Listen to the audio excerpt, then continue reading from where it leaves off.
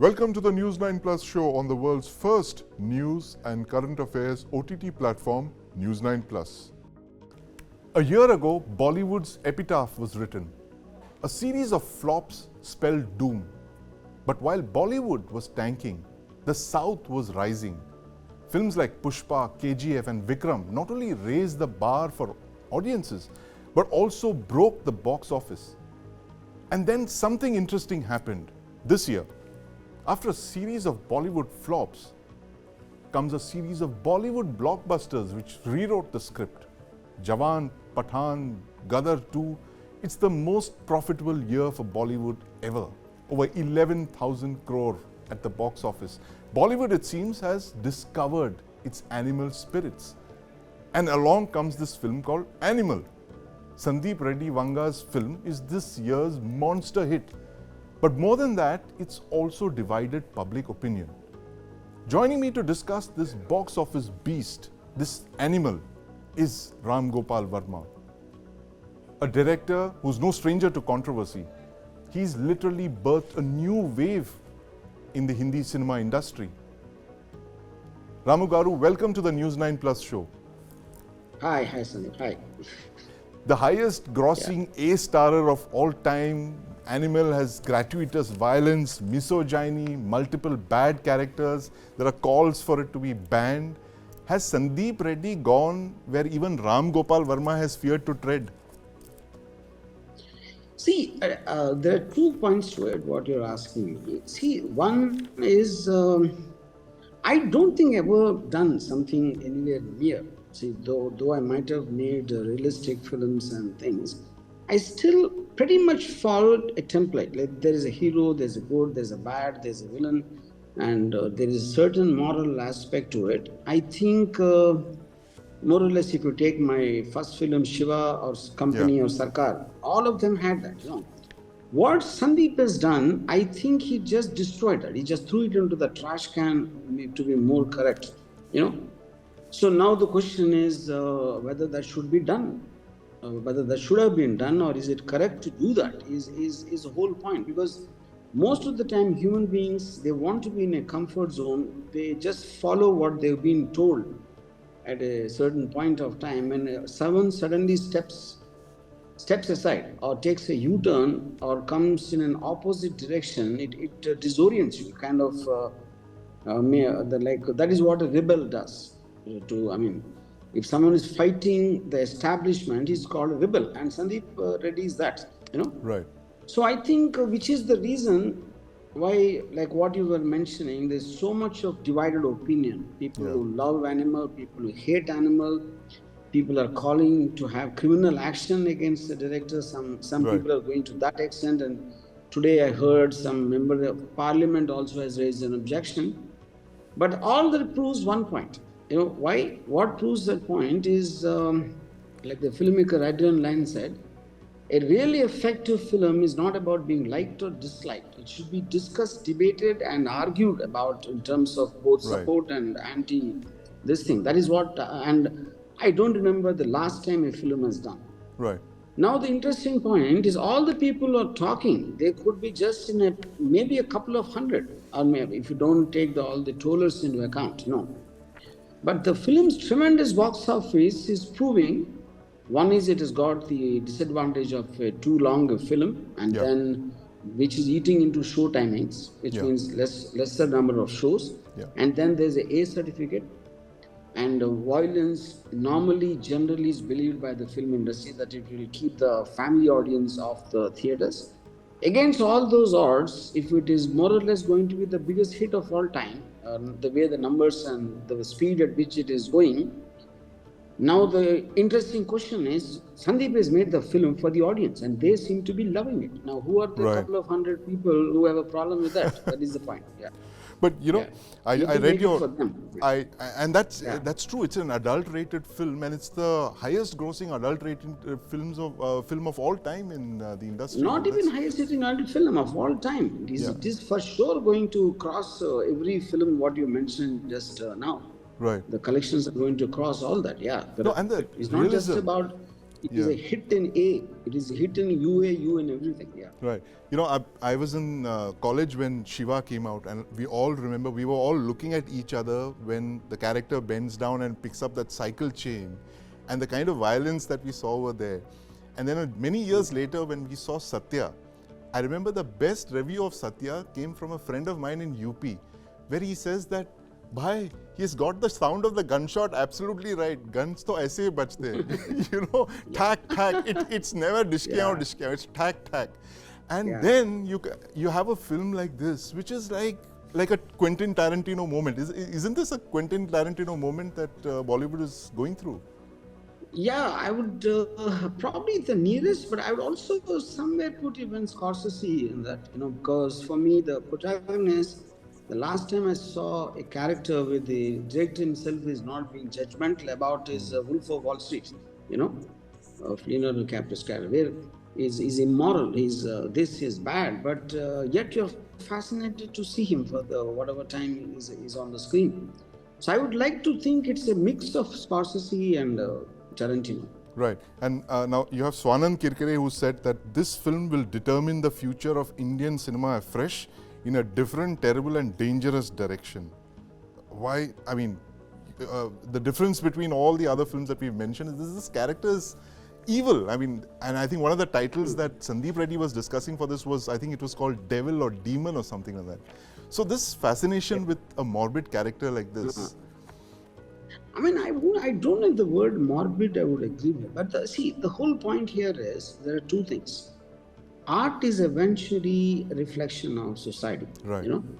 And it can be one way, like art follows life, or life follows art, the age-old thing which goes on. Now, I have a problem with what Swanand said. See, the point is, who is going to you make a film? For example, one of the most successful films of all time is Sholay. Yeah. Now, people loved Gabbar Singh. They saw it multiple times, mainly for Gabbar Singh during those days. Now, Gabbar Singh is evil. He cuts off the cop's hands. He kills the massacres of family. Yeah. Which basically means you're creating an entertainment. No one really takes a film seriously to emulate it, which I think is nonsense. Right. See, like, it's not like when you saw Mad Max, nobody started bloody going on bikes in high speed and getting killed in accidents. Yeah, but Sholay is the biggest hit. No one became a dacoit. Just because Satya did work, no one became a gangster. So I think it's like a stupid argument to say that a film can influence. Yeah, but at the most it can influence in emulating a hairstyle, emulating some clothes. Right. Not the context, or the content, Ramuji, the line that cinema often mirrors society.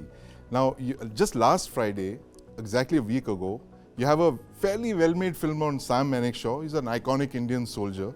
That film makes just 38 crore. It's a good, well-made film, very well regarded, 38 crore. And you have a film on a toxic gangster that makes 500 crore. So what is the cultural shift that this cinema is, I personally don't signifying? think there's been a shift. See, always, a film is supposed to create an emotion, and it to provoke an emotion which is real and within all of us, which is not what patriotism is. Patriotism is an emotion which is thrust upon us for a social purpose. Right. Violence, fear, or fascination or an excitement, they are very instinctive things, which is there in everyone. Like there's a dialogue in Company, is har aadmi ke andar ek rakshas hota hai. Yeah. And waqt aane par wo bahar aata hai. So the basic point is he catered to that. Like, why are people fascinated with scandals and violence and terror attacks? When you take up a newspaper, nobody reads about the GDP growth and what's happening in terms of you're more interested in the atom bomb compared to what the Baba Atomic Research Center does. Right. So that's instinctive in human beings because they're primarily animals. Right. But it is our upbringing, fear of law, discipline of religion or our society and all that, we kind of curb it and we keep it hidden inside. We won't even say to ourselves that animal exists. Right. And what Sandeep has done, he just kind of left it open. But yes, now Ramuji, you know it is true. Yeah. Now, about patriotism. Gadar also was a huge hit, right? Made over 500 crore, and that also kind of appealed to the patriotic sentiments. So but I don't agree that it is hit because of the patriotism. I don't think films work on concepts. The films Right. work on the engaging power of whether it's the actors or the scenes or whatever. Like there could be some other film where probably talks against patriotism, even that can work, you Right. know, that we don't know. For example, in Telugu, N.T. Ramarao did a film which actually made Kauravas the hero and Pandavas the villains, and that is a blockbuster hit Right. in 1980s. Right. So I think it is about the conviction of the director and the way he presents, which kind of convinces the audience, is what which makes a film a hit. This was And in short, Ramuji. This coming was back to the example. Danveer Karna, right?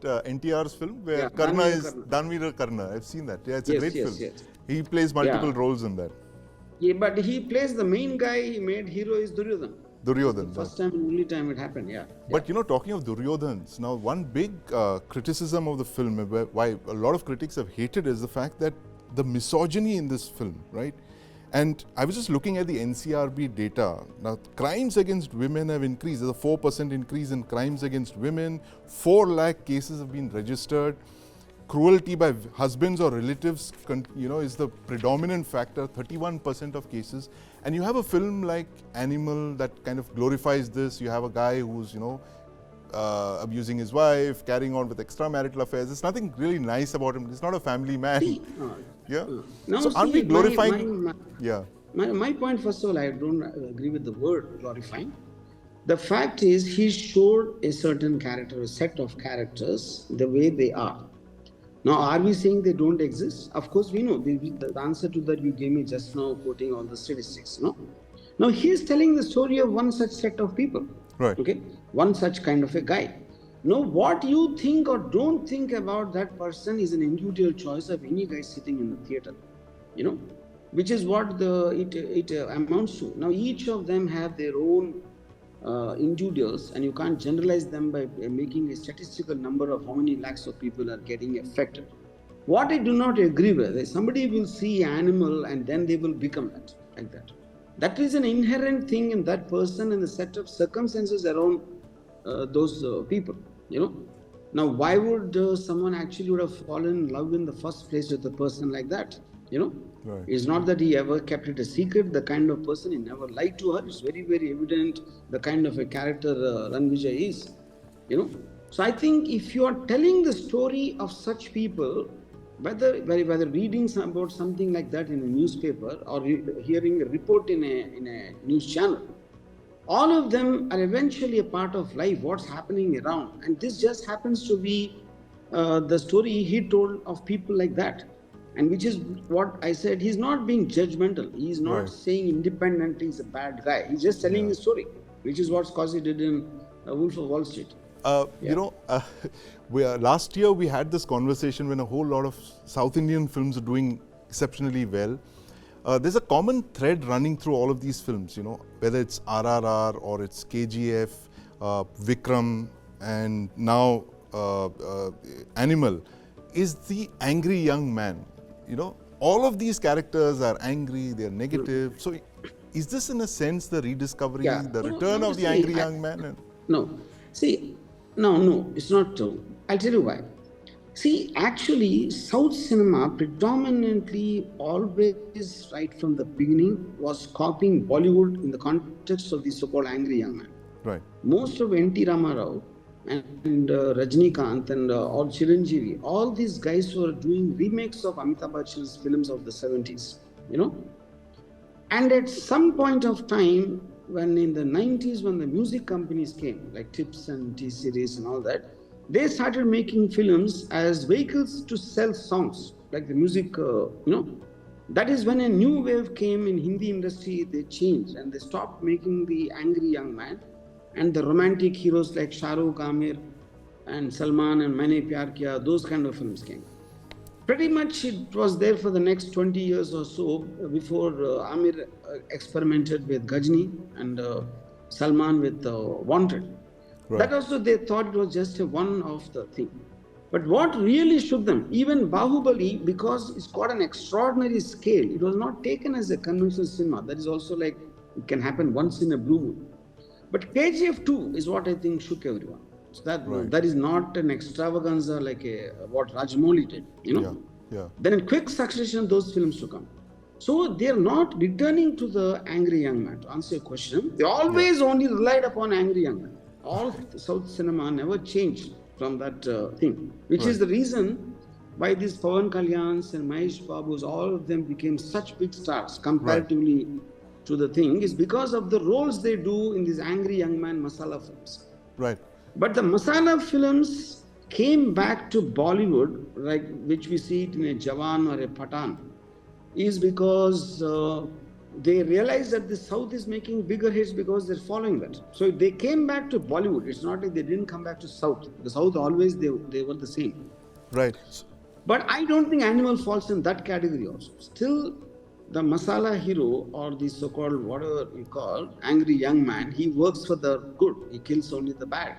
Right. He's very considerate about his love, his romance, and this and that, which is not what the case of Animal is. So my next question. First film, Yeah, please go ahead. So Animal, I think, is the first film where there is no intention, neither on the story part nor on the director's part, to create an empathy for the man. Right. He's just being shown the way he is. There is no explanation given why he is like the way it is. And that is lame, just to think that out of his love for the father, that he will do anything and he will ready to take machine guns and hack people to death. That is not an acceptable thing. Right. But the whole point of the film is that, what if a guy like this exists? It is that story, what you're being told. Yeah. Right. No, in fact, this point you mentioned that the South was always making these kind of films. Is Animal actually a South Indian film? It is, right? I mean, the director is from Hyderabad. No. See, now there's another point. See, when suddenly the South tries to take credit and all that, it is Sandeep Vanga's individual mind, what he thinks of cinema, what is general opinion of society or people. So whether he was born in Karnataka or Gujarat, or wherever, he would have done the same. So the point here is to illustrate this: the South is actually more shocked than Bollywood with Animal. Okay, why is that? I know every director I know is like shell shocked because they've never seen a film like this. So it's just a coincidence that it came from a Telugu director. Right. No.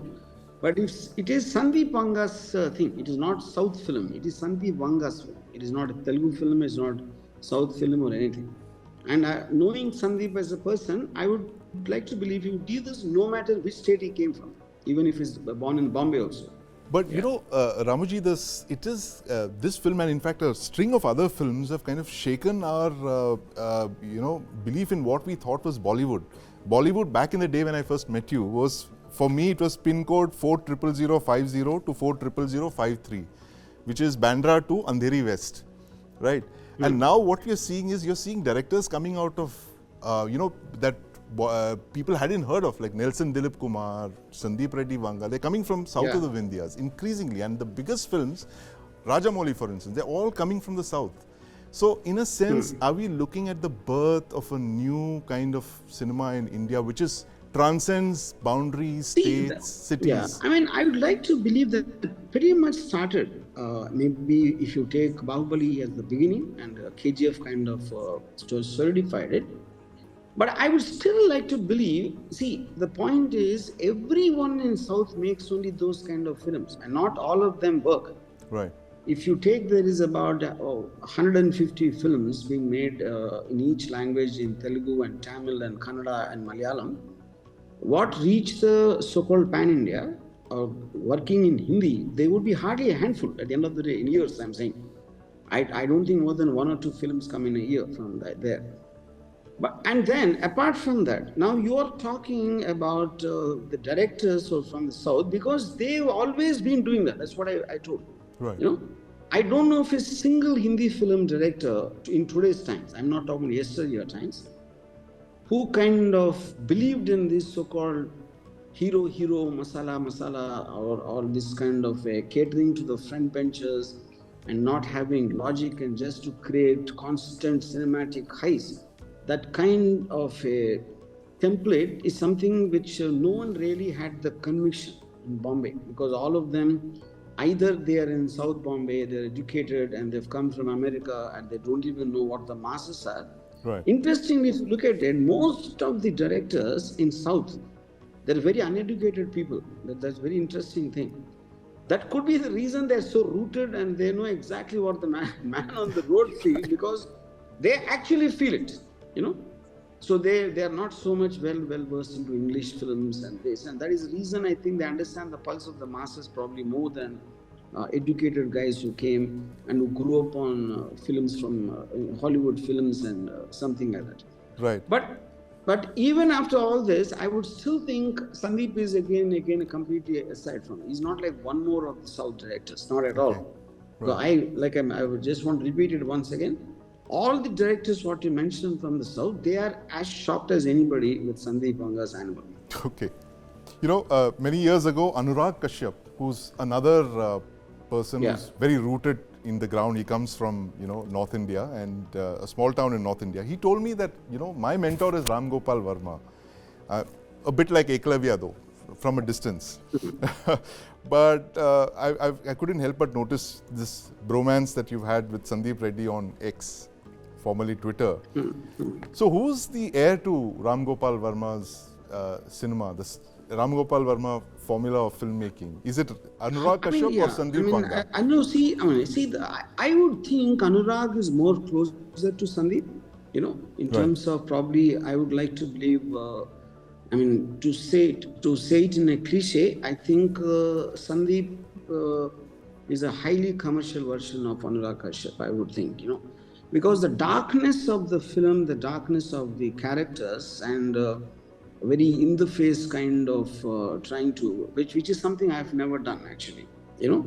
So I would like to believe. I don't want the heir is first of all a very wrong example, because like I already said, I always followed a template. There's nothing original I did. I probably mix Ardha Satyas and maybe Kali Yuga of Shyam Benegal, also with some mainstream films of Amitabh Godfather. Bachchan. That is what I have done. There's nothing original or new what I have done. But I think Animal is completely original in every which way. You know, I might have issues because that is what the whole point is. I might have issues on my sensibility of what I think a film should be. Right. But the truly original film ever came from Indian cinema, I believe, is Animal, which is not what I made any of them. All of them were just a kind of a slightly hybrid versions of what already has been working on a template level. Right. Ramoji, I don't know of any other director in the industry, in any industry, would be as modest as that, as you have been. And that is the truth. I don't think I'm being modest, and I'm also proving it by giving examples to you. Absolutely. I know exactly from where I took each film of mine. So there's nothing original. But you know, coming back to Animal, I mean, I detected a lot of Godfather in that. There's a lot of Scarface in that. And like you've pointed out yourself, he's made Sonny the hero, and Michael, you know, is a lesser character than that. So Godfather continues to be... That for me is a very interesting point, you know.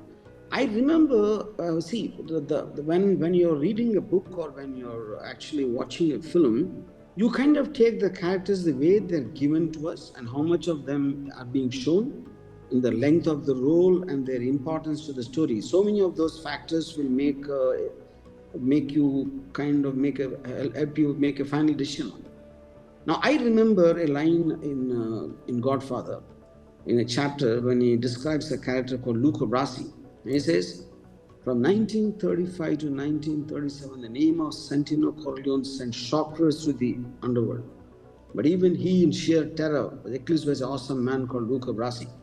Now the line, if you take from 1931, the name of Santino sent shockwaves through the underworld, that kind of a description was never there in Francis Coppola's Godfather. Right. You know? But the Don was always scared of his elder son. He was just very scared of how he's going to deal. And when his father, there's an attack on Don Corleone, the way Sonny just wants to go all out and kill all the 5 families immediately. That reminds me of Ran Vijay in this film, in Animal. You know. Now when I asked Sandeep, did you read the novel Godfather? He said, I didn't read a single book in my life. You know. So that is fine. I mean, I am not saying that he's lying or anything, but the Yeah. point is, the whole point of why Godfather resonates so much, it happens everywhere. It is like in every family, in every village, in every town, all over the world, Right. which is the reason it had that kind of a resonance. And the point of Scarface, what you mentioned, which is also true, because it is like you are taking Tony Montana from Scarface, and you Yeah. either you made him Michael Corleone, Yeah. or you threw Michael Corleone out into the trash bin and made Sonny Corleone the protagonist. You Right. can look at it both these ways. Yeah. No, in fact, that one scene that struck me when I saw the film was that you have this thing when Al Pacino comes out, all guns blazing, you know. So there he has an underbarrel, in Scarface. Yes. In fact, Tony in Montana. Cartoon, yeah. Here you have a even humongous in the rotary location cannon. it is shot. Also, it resembles it. Yeah, correct. Yeah. So in And this one one more you have this. thing- Yes. One more thing I'll tell you. When Connie Corleone suspects that Michael was behind her husband's death, Yeah. she accuses him, Right. and he doesn't say anything. He doesn't accept the fact, and he tells he doesn't tell his wife also whether he did it or not. Here, the fact he comes and tells her that I killed your husband, and after she beats him up, and he says that your problem was you shouldn't have married him in the first place. That was a very, very new take on the Godfather scene, Right. And so, I mean, there is no such thing as it has to be like this or not. It is Right. eventually what your interpretation, what Sandeep believes what a character will do, which is what the difference in various films and various stories. Yeah. Right. And it's a case of great minds all thinking alike. But Ramuji, what about Ram Gopal Varma, the filmmaker? I've seen this trailer for your film Vyuham that's coming out. It's on Jagan Mohan Reddy, Yeah. interestingly. And there have been reports that this is your last film. Is this a fact, or are you? No. That is my last political film. Right. Because I made quite a few political films in terms of biopics of leaders. So I just said that in some context. And also said that political films have a tendency to work just before the elections, Right. And the fact that elections are again 5 years away, so I'll be doing other films, not political. That is what I said actually in that context. Right. So you are very much part of the film industry, whether north or south. You're still around for many, many more years. Yeah. And what subject are you working on next? Anything that's caught your fancy? I'm working on something. I'll tell you the details in some. Yeah. Right. Post the release of Vyuham. Yeah. Right. Ramu Garu, thank you so much for your time. It's Thank you. always a pleasure talking to you. Yeah. Thank you. Ministers, political commissars, a foreign minister, an IT minister, there's literally a long list of dignitaries and government officials vanishing from Xi Jinping's government. Aditya, what's going on behind the bamboo curtain? Well, you know that Xi Jinping doesn't trust people a lot. Right. And with the autocratic ways that he has, many people have their own ambitions. Yeah. Many people have their contacts beyond the Chinese territory, be it personal relations or professional. And that has been the case. And this is not new. This has been happening for a very long time. We saw the case of the founder of Alibaba actually disappearing Jack Ma completely. last year, vanishing. Jack Ma disappeared. And then we had the foreign minister who allegedly had a relationship with someone, and that's why he couldn't be trusted. He completely vanished, and then he was dismissed. And then we had the defense minister also disappearing completely, and we have had multiple generals in the Chinese PLA also disappearing similarly. This clearly indicates the kind of centralization of power that is very much visible in China. And Xi Jinping is very much aware that his power, his control, his mannerisms could be checked, and there could be some internal rebellion underworks as well by some generals, by some politicians and otherwise, and that's why his reaction, the consequences are swift. So immediately when the foreign minister was seen hobnobbing with somebody who is from some other country, he was immediately dismissed. And there were fears that there could be some angle of espionage, spying as well, because United States was concerned at that particular time. So it's abundantly clear that Xi Jinping doesn't want to lose out on power at a crucial time when China is being actually spoken against a lot. This is a time when the Quad and the Indo-Pacific is being spoken about. And he's recently come from a visit to the United States as well. But clearly this is not the first, and this is certainly not the end of it. Perhaps in the months and years from now, we'll continue to see such kind of events. In fact, as they say, uneasy lies the head that wears the crown, and it's more so in the case of Xi Jinping. In fact, Deepak Badana has decoded this long laundry list of ministers and government officials who are vanishing from Xi Jinping's Beijing. Take a look. A cryptic drama unfolds in the heart of Beijing, signaling a seismic shift in China's political landscape. Stalin-like purges engulf Chairman Xi Jinping's imperial court. The disappearances of high-profile figures, including ministers, generals overseeing the nuclear program, actors, sportspersons, business leaders, and industry tycoons, have cast a shadow over China's political stability. The purge has claimed the high and mighty in China. The most high-profile disappearances, though, were former President Hu Jintao and the recently retired Prime Minister Li Keqiang, who died in a swimming pool. Defense Minister Li Shangfu was investigated for corruption. Former Foreign Minister Qin Gang was ousted among rumors of an extramarital affair. Former Industry Minister Xi Xiaoqing and former Rocket Force leaders General Li Shushang and Zhu Zhangbo have not been seen for the past few months. The unexplained removal of even Xi Jinping's loyalists, handpicked only months before their disappearances, raises questions about the regime's internal strife and stability. Speculation swirls around these vanishings. The official narrative of health issues or crackdowns on corruption masks a more sinister reality. Allegations of political disloyalty and extramarital affairs emerge as potential triggers for investigations, exemplified by lurid tales of former Foreign Minister Qin Gang's rumored affair and its international implications. Coming against a backdrop of economic challenges, an aging society, and a housing crisis, the purge further shines a light on China's domestic woes. President Xi Jinping's consolidation of power and his emphasis on party loyalty contributes to a climate of fear. The purge has sent shockwaves through China's economic and political landscape. The disappearance of senior officials tasked with diplomatic and defense roles adds to the opacity surrounding China's policies, raising concerns for foreign businesses and governments attempting to engage with the country. As Chairman Xi Jinping tightens his grip on power, the disappearance of key figures reverberates globally, posing challenges for foreign engagement and economic stability. The opaque nature of the Chinese political system leaves the world grappling with uncertainties, highlighting the precarious balance between stability and the potential for a far more hostile China on the international stage. For the last few months, Indian diplomats in the United States and Canada have been receiving death threats from Khalistani separatists.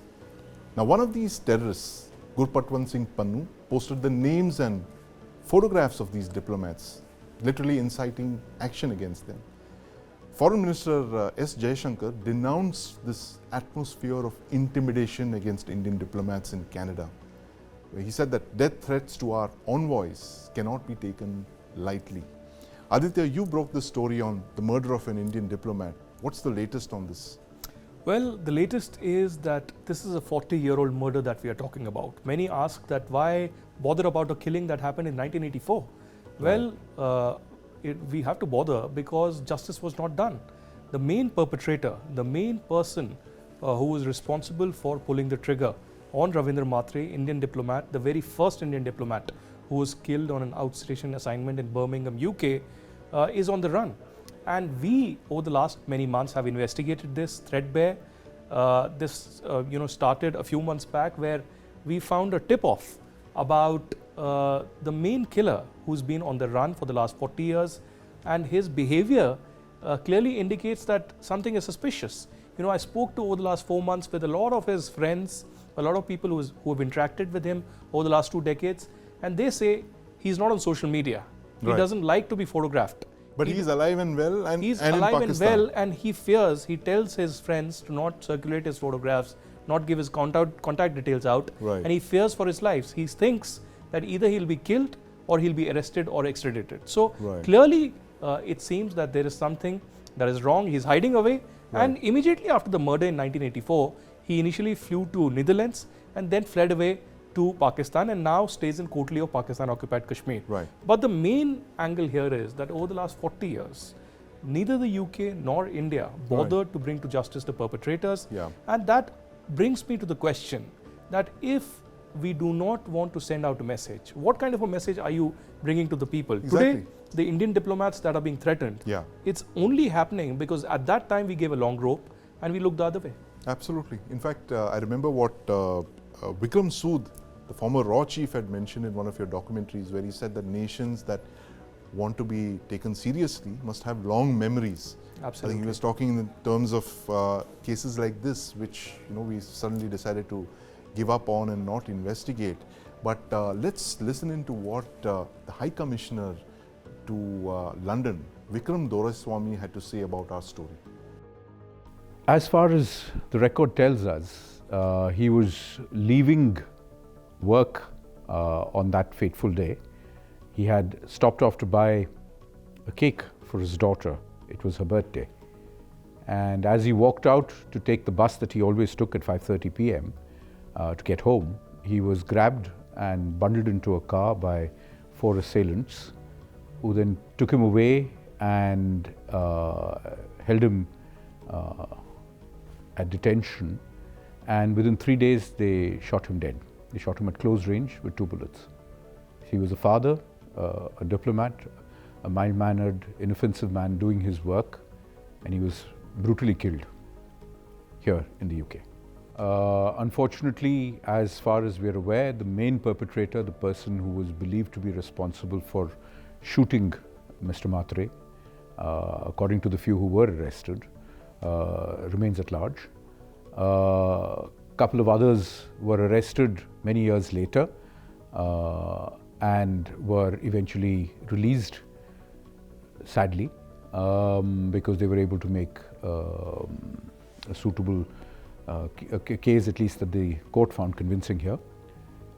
Some were convicted, but the longest sentence that anybody paid for the abduction of a diplomat covered under the relevant Vienna Conventions, and for the detention of another person covered under criminal law everywhere in the world, including the UK, and of course for murder, was 20 years. In fact, if you look at the records of the time, from what we are able to trace, the British government was also aware of the fact that at least 4 of them had fled to Pakistan within 2 or 3 days, and they were either in Pakistan or in territory illegally controlled by Pakistan. So yes, it is true that the British knew about it, and they shared it with us, in fact, at that point of time. I think I would like everyone associated with the world of diplomacy, and frankly it's not a large world. Every country in the world has a foreign ministry and a certain number of foreign diplomats. This is a story that we should all feel touched by, because what happened to him could have happened to anybody else, but it didn't. It happened to him, it happened to an Indian diplomat, and it happened in this country. So I do want people to remember, when they think that this is just one incident, it wasn't. It was an incident that has a grave implication for the way in which diplomats are treated and looked after worldwide. And finally, we leave you with this story celebrating 40 glorious years of the Hyatt Hotel in India. 2 influencers basking in 48 hours of unbridled 5-star luxury. Do watch.